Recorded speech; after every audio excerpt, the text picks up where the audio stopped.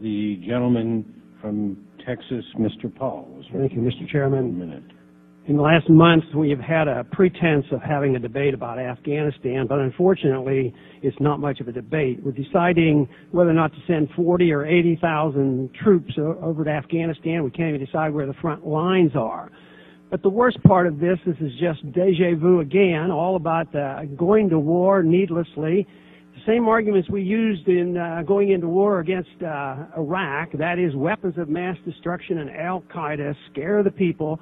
It's in our national defense, it's in our national security interest to go there. And we continue. The Taliban never did a thing to us.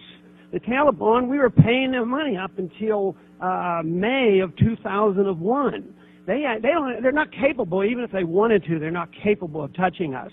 So we're over there pursuing a war, spreading the war, going into Pakistan. The American people don't want it. We're out of money. We can't afford medical education here, and we're demanding that we send 40,000 troops to Afghanistan and expand the war. It's time to end the whole mess.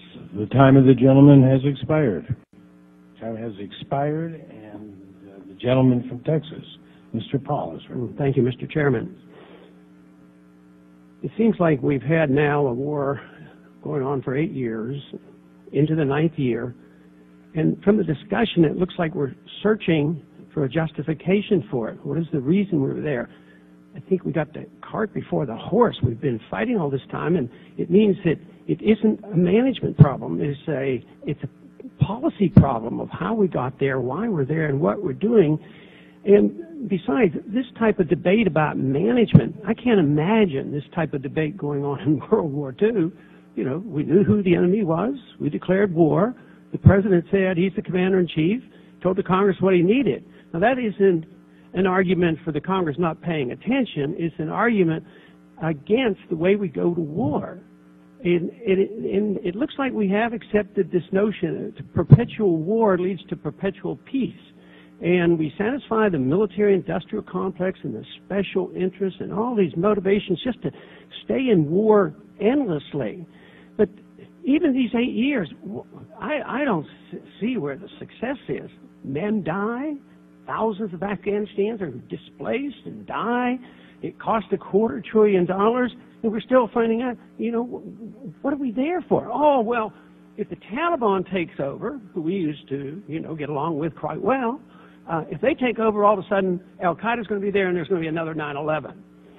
This is making the assumption that 9/11 couldn't have occurred without these training camps in Afghanistan.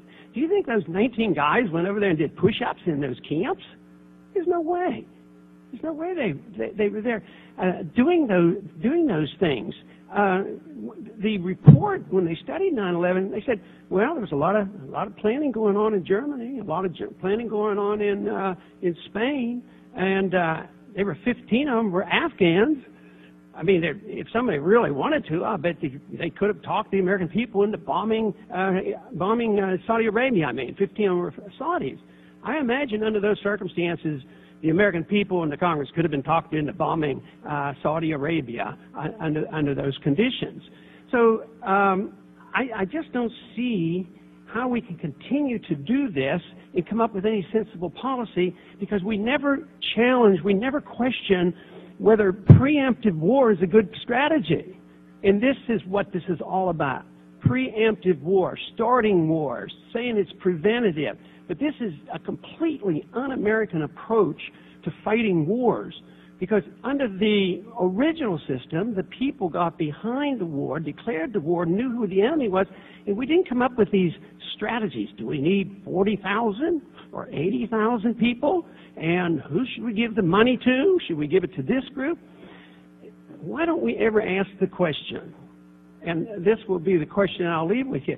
Why don't we as a Congress and the administration, the former administration as well as this one, why don't we ask the question, what is the motivation for somebody to attack us? And I don't think it's ever really asked, because I think there's a different answer than the assumption, oh, they hate us. They hate us for our freedoms and our wealth and this. And I don't believe that for a minute. I think the people in Afghanistan, the large majority, no matter what the reports are from the administration, our puppet administration, most people want us out of there. They don't want us in Pakistan. The people in Pakistan don't want us there. People in Iraq don't want us there. It's occupation. So my question is why is that never talked about, or why is it dismissed so easily if indeed if you study and you find out that people who are willing to sacrifice their life to make a point, it's because we are seen as foreign occupiers, just as the Soviets were seen as foreign occupiers, just as we joined those individuals who wanted to throw out the foreign occupiers in the past. And yet now we are. We learn nothing from history, both ancient history or even recent history. Why don't we pay more attention to the true motivations behind somebody who wants to commit suicide terrorism against us? Anybody care to answer? In 20 seconds. 20 seconds. I timed it. Congressman, in 20 seconds, I can only tell you that some of us do pay a great deal of attention to what the ideology is that drives Al-Qaeda and affiliated groups to try to attack us. It's been articulated in tremendous detail in multiple books.